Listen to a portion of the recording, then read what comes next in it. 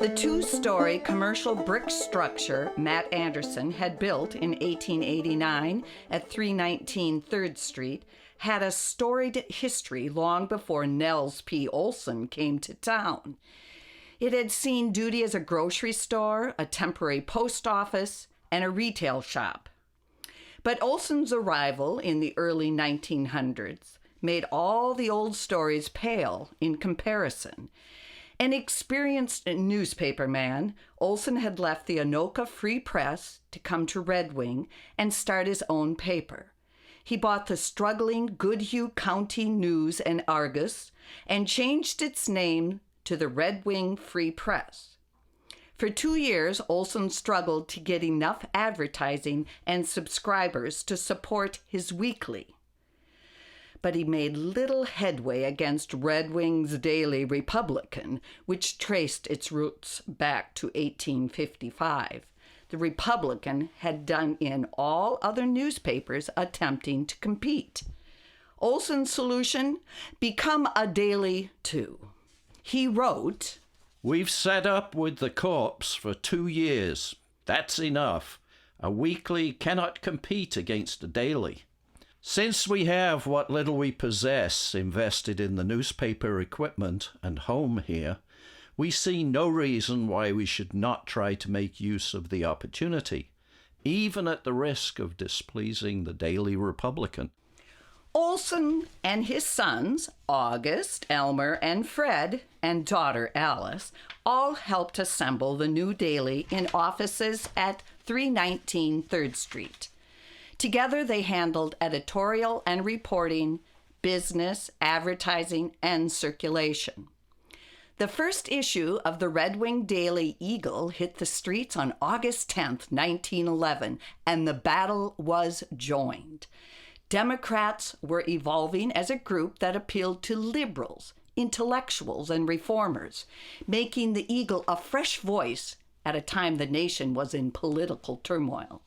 Along came Prohibition. The Republican's editor, the eccentric but ingenious Jens Grundahl, was staunchly conservative and anti-saloon. He applauded efforts to bring an end to public drinking. Olson, who was more liberal, backed the wets. His support of local breweries, customers, and unhappy citizens won him advertisers and readers. The Republicans specialized in photos and local news. The Eagle signed up for Associated Press and got state and national news. The two newspapers battled for news scoops and exclusives. Grundahl arranged for Charles Lindbergh to fly over Red Wing and drop a message to the citizenry, and offered a reward to the person who found it and brought it to the Republican offices. Unfortunately for him, it was Fred Olson who found the capsule. Sports was another battleground. The Eagle was first to get long-distance phone service so it could get instant results from a tournament. Fred Olson perched on a stepladder in the Eagle doorway and called the game from a megaphone to fans thronging 3rd Street as a reporter updated him by phone. By 1940, it became evident that Red Wing just wasn't big enough to support 2 daily papers.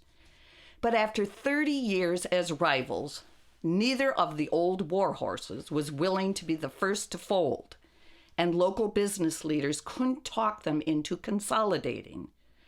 Then a new publisher, Albert Marshall, came to town and bought both papers.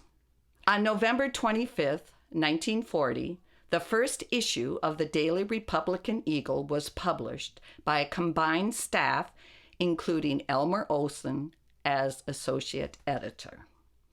Marshall had invested in refurbishing the Eagle plant, but the paper was published at 319 3rd Street only until the Republican building a block to the west was remodeled. The old building remained home to Olson, who lived upstairs.